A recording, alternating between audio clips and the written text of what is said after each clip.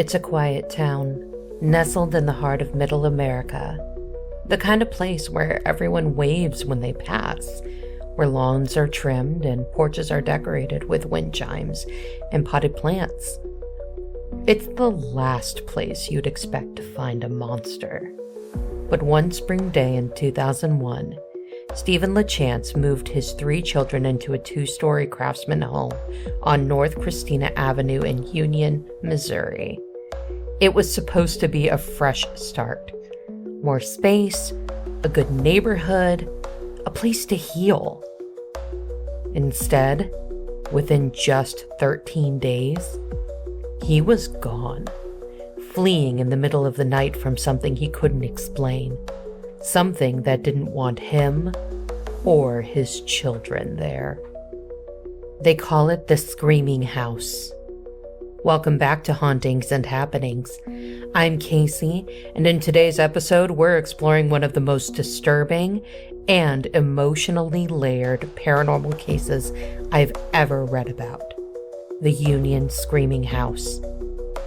Now, at first glance, this seems like a classic poltergeist story. A new house, a single parent trying to rebuild, unexplained noises, moving objects, cold spots, dark shadows. A haunting so intense, so terrifying that even paranormal investigators left rattled. But what makes this case different, what makes it important, isn't just the events themselves. It's what those events might mean. Because what if it wasn't a ghost at all? What if what haunted that house wasn't some spirit of the dead, but a manifestation of something deeper? Unprocessed trauma, buried rage, or fear that took on a life of its own. In this episode, we'll walk room by room through the story of Stephen LaChance and his family. But more than that, we'll unpack the shadows underneath. The psychological phenomena like emotional contagion and repressed psychic projection, and the sociological factors that might make a place like Union, Missouri, the perfect breeding ground for a haunting. We'll talk about what happens when the idea of the American dream curdles, when the promise of safety in small-town suburbia turns out to be a fragile illusion. And we'll ask whether hauntings like this one might be less about ghosts and more about the ghosts we bring with us. Because sometimes a house doesn't just echo the past. Sometimes it screams. Let's slow things down for a minute and talk about what we're actually dealing with here. Because the Union Screaming House wasn't just your run-of-the-mill haunted home. This was something louder, something angrier, something that didn't just lurk in shadows. It lashed out. So, what exactly is a poltergeist? The word itself is a pretty good clue. It's German. Poltern means to knock, and Geist means spirit. So literally a knocking spirit. And if you've ever heard that distinct sound, 3 slow knocks, no one at the door, it's the kind of thing that stays with you. The Merriam-Webster dictionary defines a poltergeist as a noisy, usually mischievous ghost held responsible for unexplained noises, such as rappings. And I love that word, mischievous, because it makes it sound like a trickster, a prankster ghost causing a ruckus. But the more you read about these cases, the more you realize this stuff isn't cute. It's chaos. It's fear.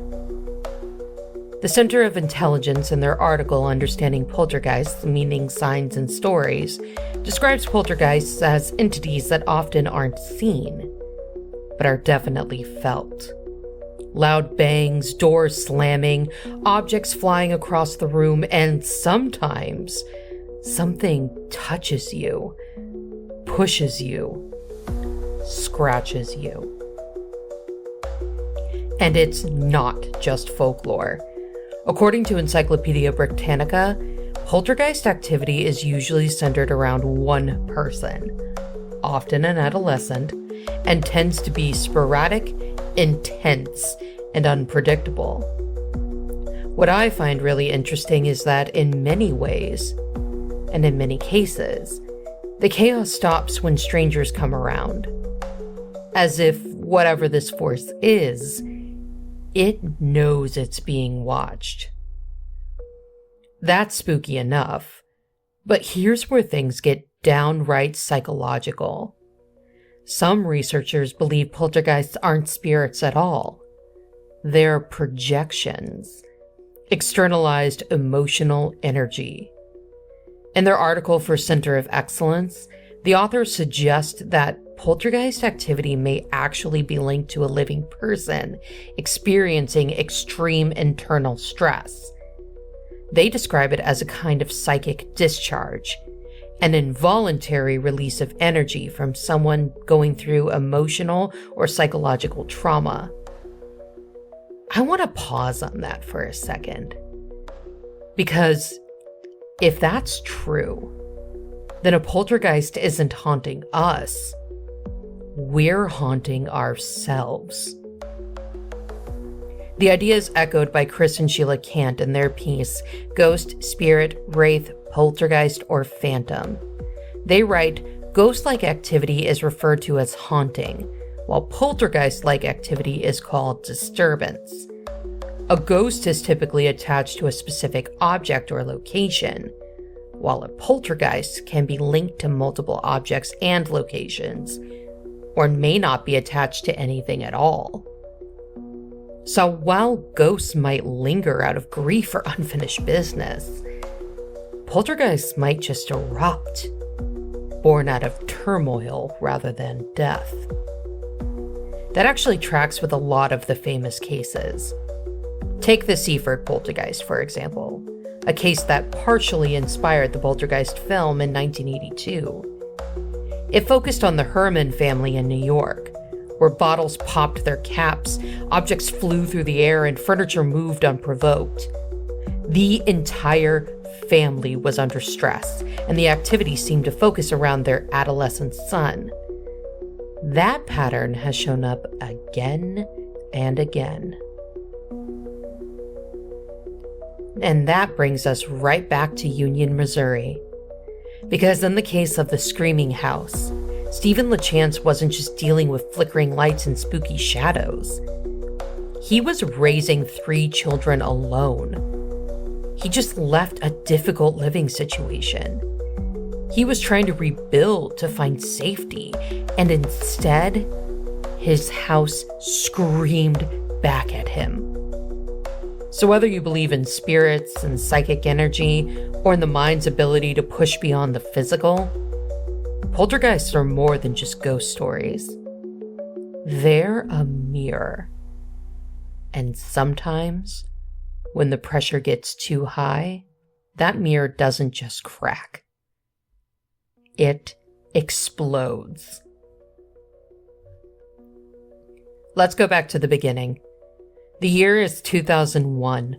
Stephen LaChance is a single father of 3, newly separated and trying to find a fresh start.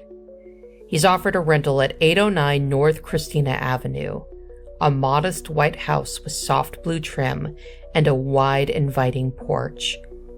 It's a quiet street in Union, Missouri, just under 10,000 people at the time. Churches, schools, friendly neighborhoods, the kind of town where you expect to raise your kids in peace. But peace was the last thing he found. LaChance would later describe the house as feeling off from the very beginning.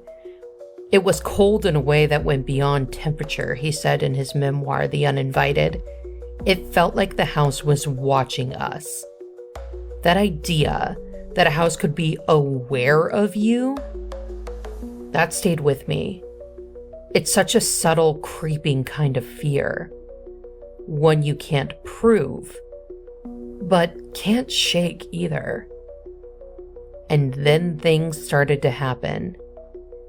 In The Union Screaming House, Real Terror Lives Inside by Timothy Rawls, the early activity reads like a checklist of classic paranormal red flags.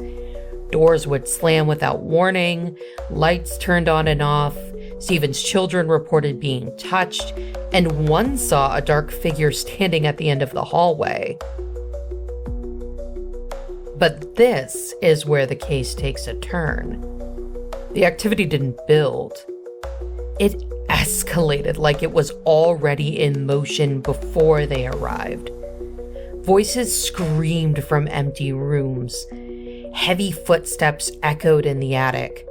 Cold spots appeared without warning, and the children began having vivid nightmares. They started clinging to Stephen during the night, saying someone was in their rooms, watching them. And I don't know about you, but that's the part of this that makes my skin crawl. Not just the fear of what's happening, but the possibility that your kids are experiencing it too. That this thing, whatever it is, doesn't care how old you are or how scared. One night, Stephen's daughter let out a blood-curdling scream. He ran to her room and found her pointing at the ceiling corner, her face pale. She said there was a man there, hovering above her, watching. Stephen didn't see him, but he said the air in the room felt thick, like it was pressing in on him. At this point, most people might have called a priest or run, but Stephen tried to tough it out, tried to make sense of it. After all, he just moved his whole family in. Where else could they go?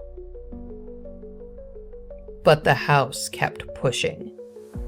In his interview with Legends of America, LaChance said whatever it was, it got more aggressive the longer we stayed. It pushed us, scratched us, screamed at us. You couldn't relax. You couldn't sleep. It hated us.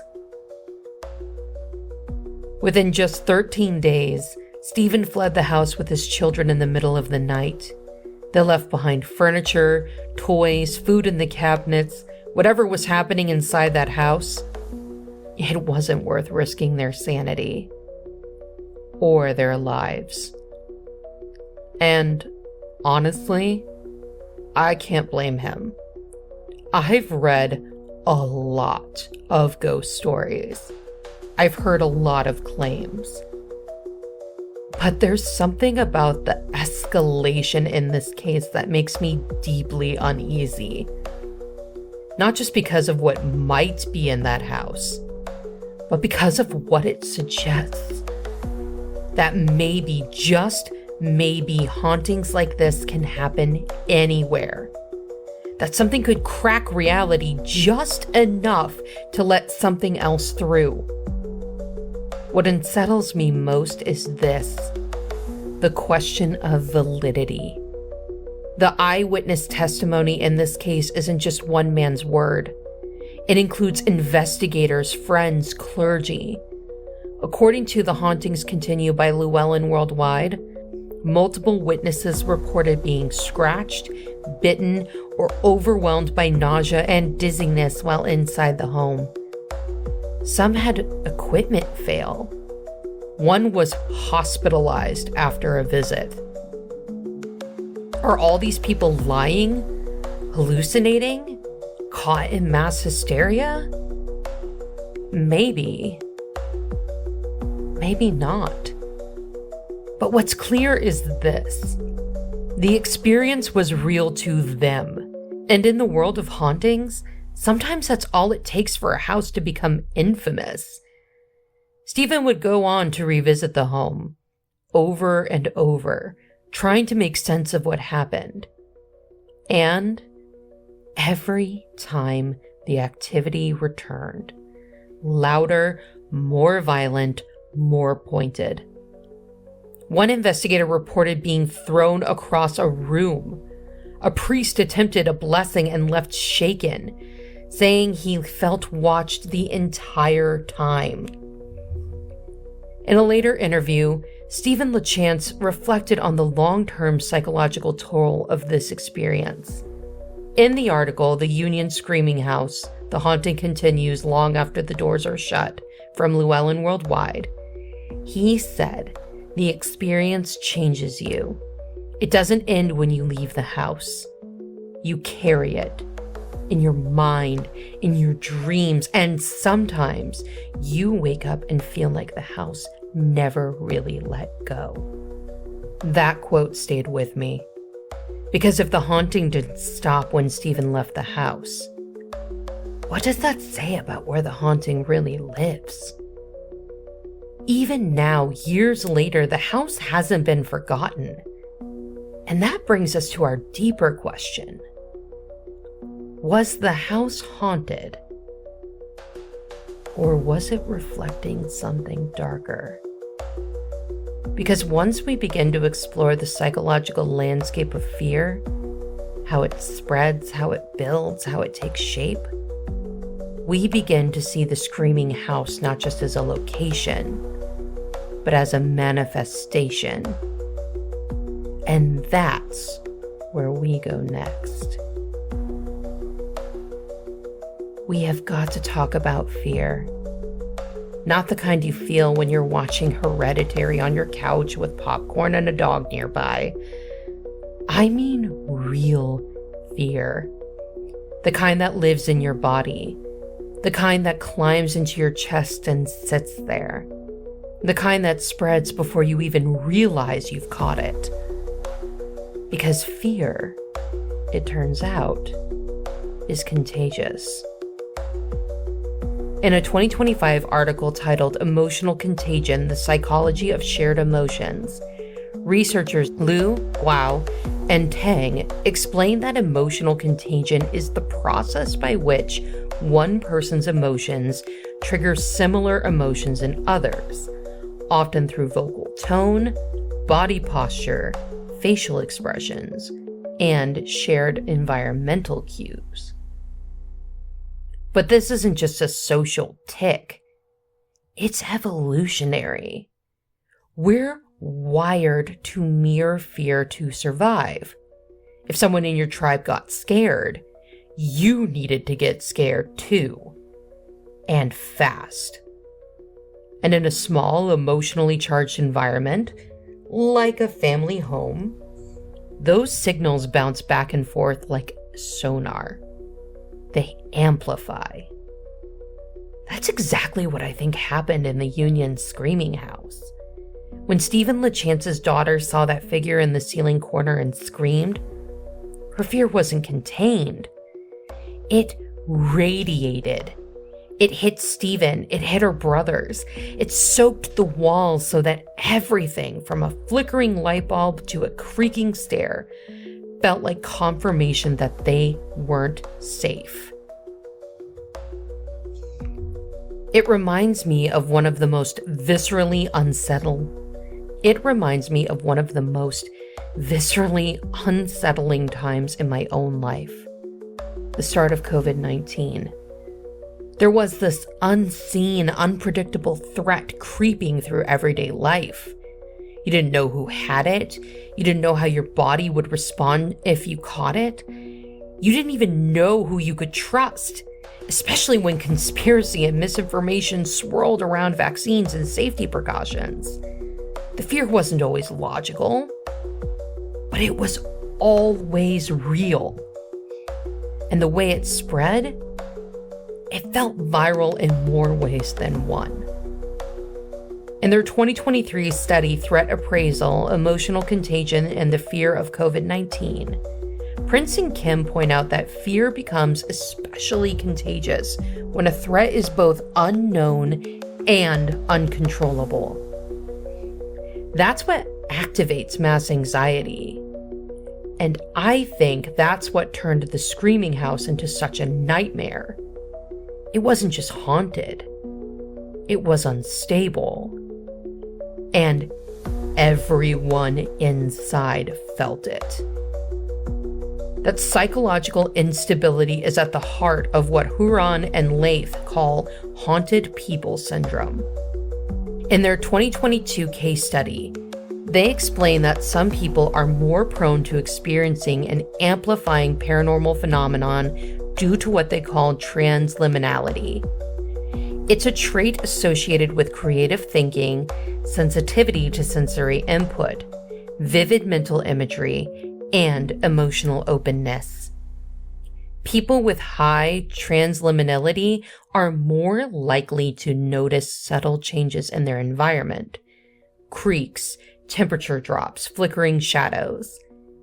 And once they notice, their brain begins trying to connect those signals, even if the connections are not rational.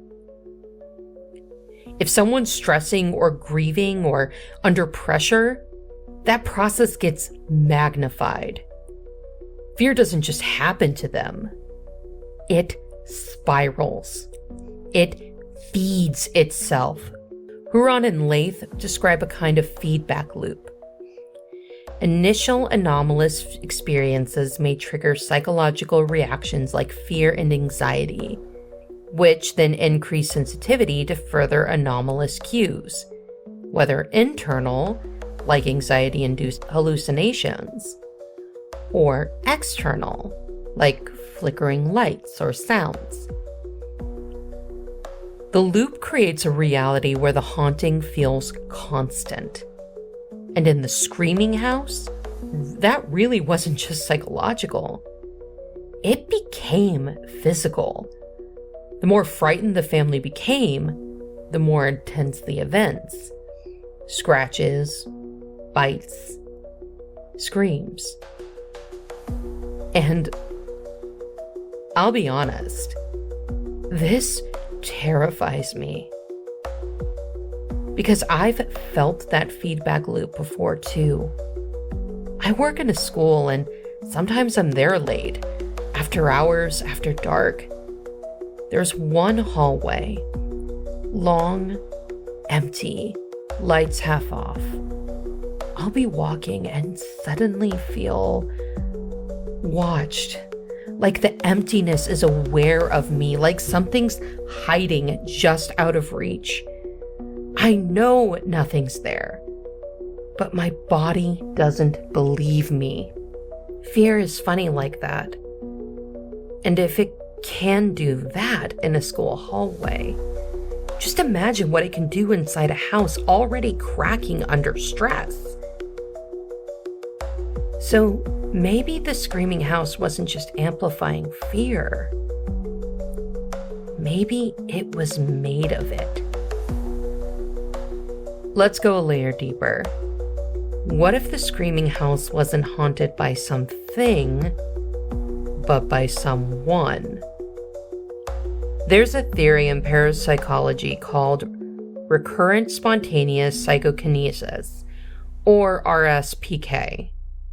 It suggests that certain people, often unknowingly, can cause physical disturbances in their environment through the release of repressed psychic or emotional energy.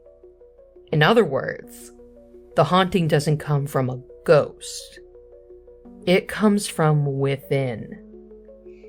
In the article, The Evidence for Psi Spontaneous Phenomena, published by the Parapsychological Association, researcher D. Scott Rogo explains that many alleged poltergeist cases, especially those centered on adolescents or emotionally distressed individuals, might be the result of unconscious psychokinesis.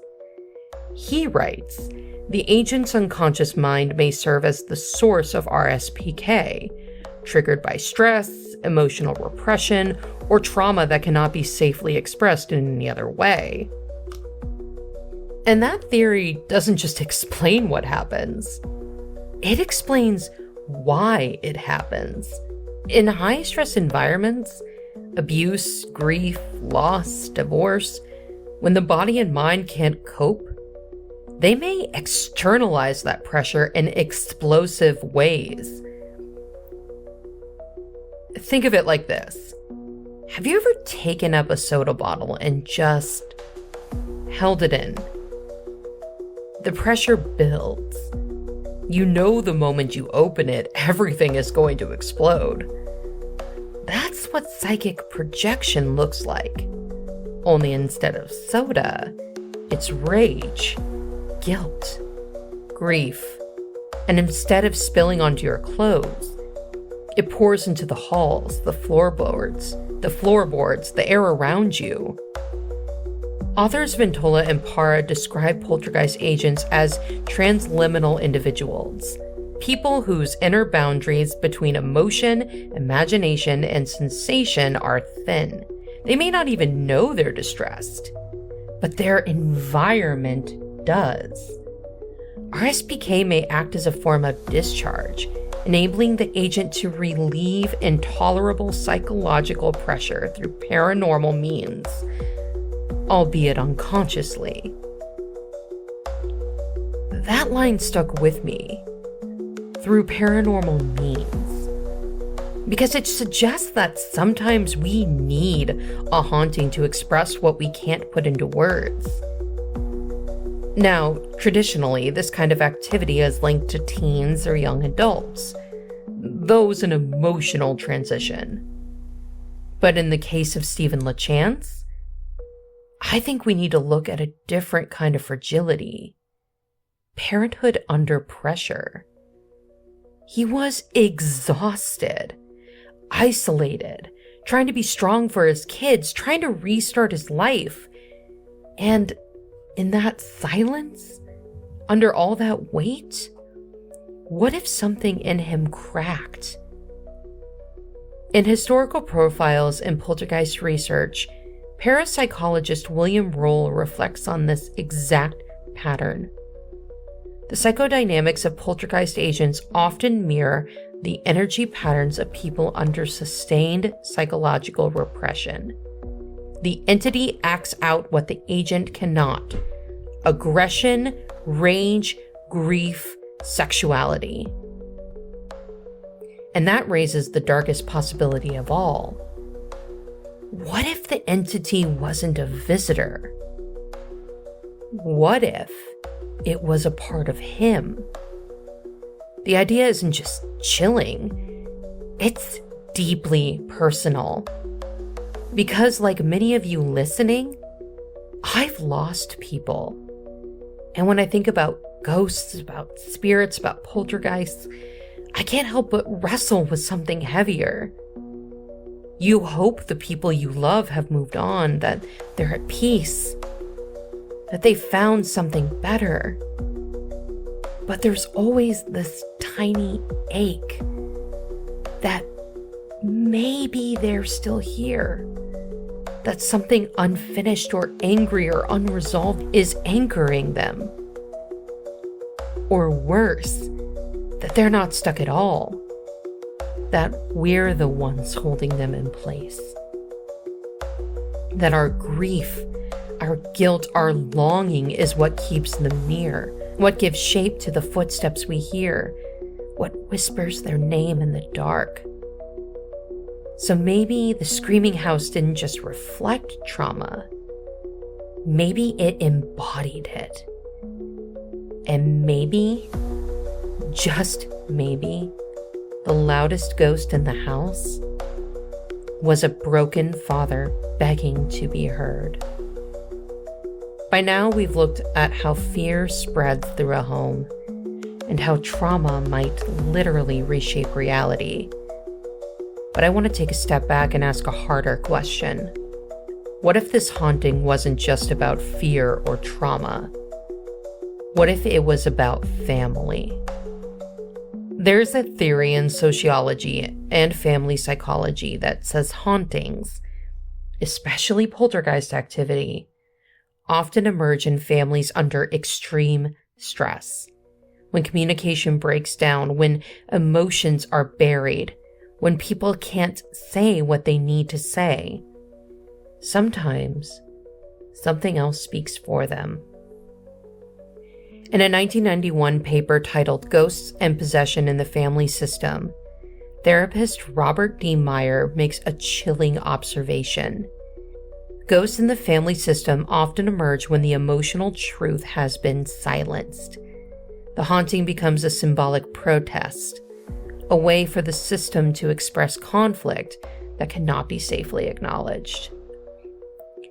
That idea stopped me in my tracks, because it suggests that in families where people are suffering but unable to confront the pain, where divorce, grief, abuse, or trauma go unspoken, the haunting becomes a kind of emotional vent, a way to say something is wrong here without saying a word.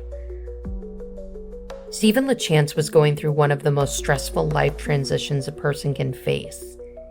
He was a newly single dad with 3 young children to care for. Financially strained, emotionally depleted, trying to keep it all together. And based on what we've read, the haunting didn't start as a demonic roar. It started as a tension, a coldness, a presence, a building pressure. In Meyer's framework, the ghost doesn't just represent fear. It represents repression, the things that the family system is unable or unwilling to process. He writes, in systems therapy, a ghost often functions as a metaphor for unresolved relational trauma. The possessed individual or family is not being haunted by a spirit, but by the unspoken pain they carry together. I think we've all felt versions of this. For me, I think about how much finances can become a pressure point for families. Especially now with jobs feeling less secure, automation replacing workers, and corporations downsizing in the name of efficiency. It's not always the big things that break people.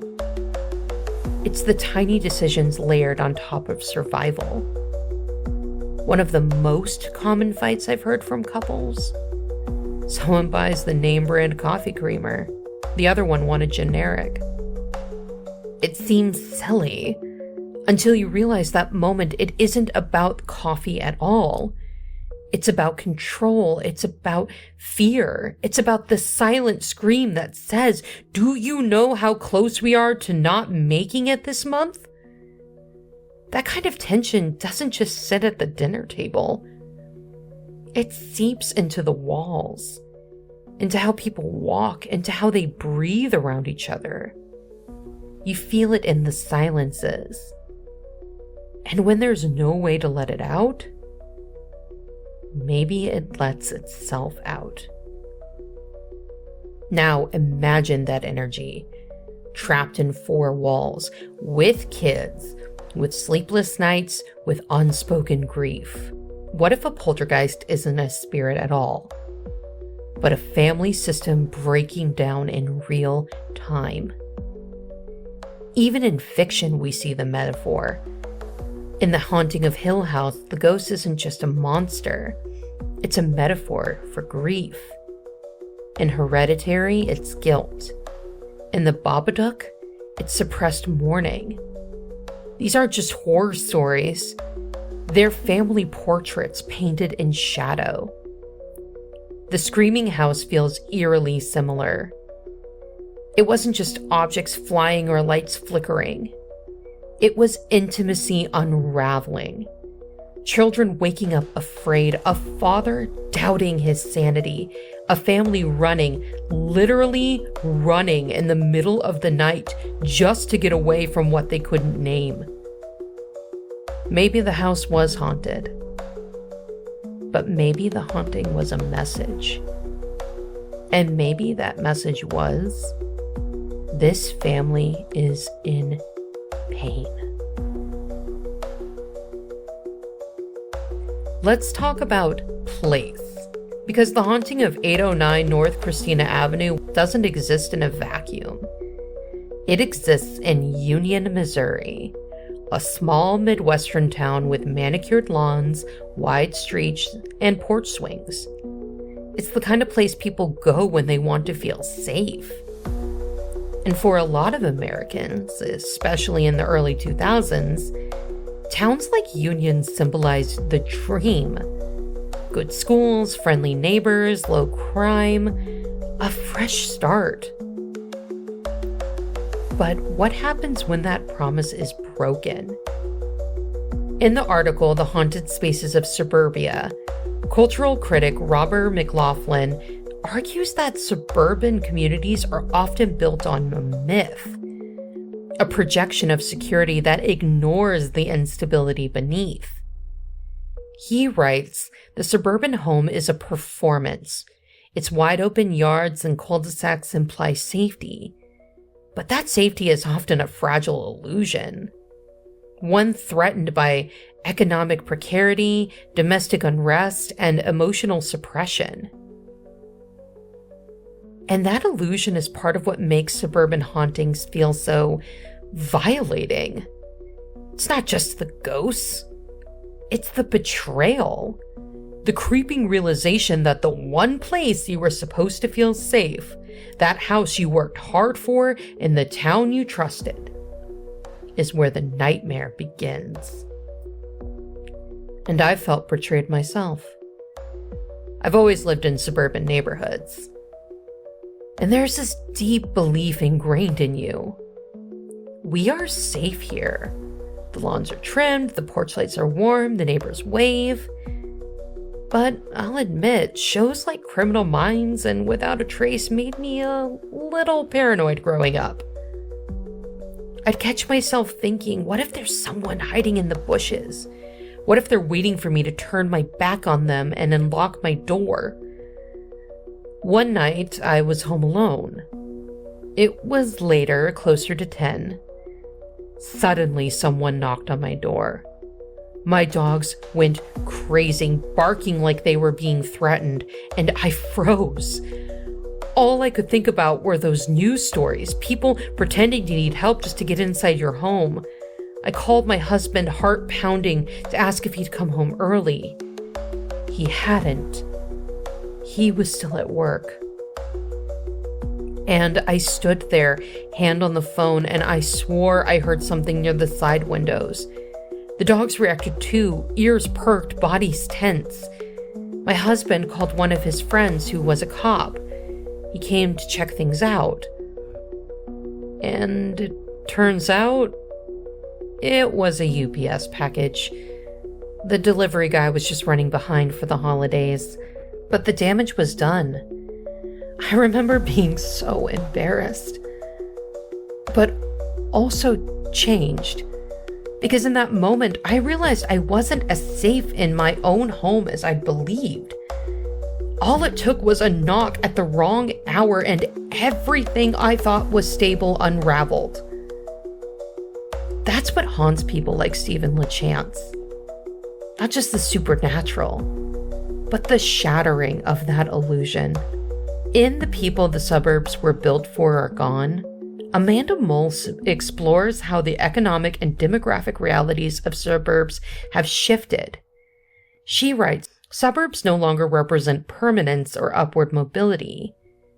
For many, they now signify isolation, stagnation, and economic anxiety. The promise has curdled.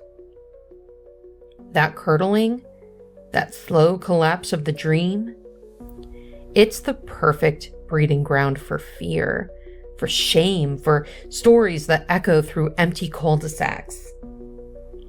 Even the culture around the house tells us something. In Presence by Culture Crypt, the author reflects on how our collective fascination with haunted suburbia speaks to deeper fears about identity, success, and control. A haunted house isn't just a location. It's a critique, a reminder that the American dream was never designed to hold this much pain. And I think that's what makes the LaChance case so compelling. He didn't move into a crumbling mansion or abandoned asylum. He moved into a regular house in a regular town with a regular lease and a landlord who told him, it's yours if you want it. He wanted stability. Instead, he got screams. And that, to me, is the true horror of suburban hauntings. Not that the dead walks among us, but that the structures we were taught to trust, the walls, the mortgage, the neighborhood, might not protect us after all. So what do we make of it? The screaming house in Union, Missouri wasn't just loud. It wasn't just violent. It was deeply personal, a haunting that didn't follow the traditional rules of ghosts and cold spots. It struck fast, targeted a family under pressure, and seemed to respond to emotion like oxygen to fire. We've talked about fear as a contagion, trauma as a haunting, family systems as pressure chambers, and the quiet, creeping truth that maybe ghosts aren't dead people at all. Maybe they're us, when we're desperate, when we're afraid, when we've been silent too long. Stephen LaChance didn't summon this haunting with a Ouija board or a seance. He summoned it by being human, by hurting, by trying to hold everything together in a world that no longer made sense. And that's what makes this story so haunting. It isn't about demons or death. It's about the echo of ordinary pain amplified until it shattered the windows. And isn't that what so many of us are afraid of?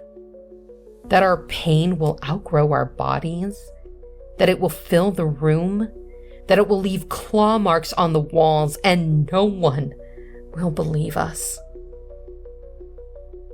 I think about that night, the one with the knock at my door and the dogs barking, and how quickly that sense of safety unraveled.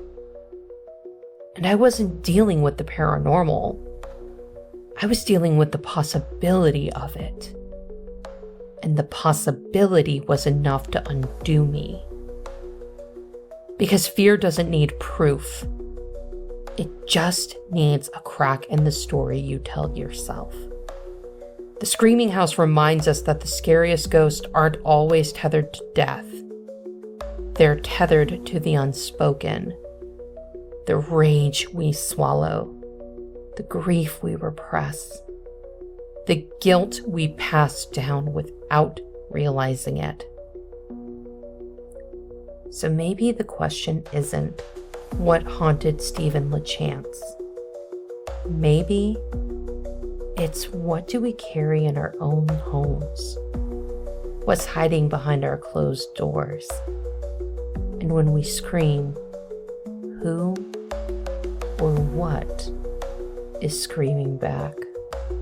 Thank you for joining us on today's journey into the unknown. If you enjoyed this episode of Hauntings and Happenings, don't forget to subscribe, leave a review, and share it with fellow seekers of the strange. Got a story, theory, or a haunted hotspot you want us to explore?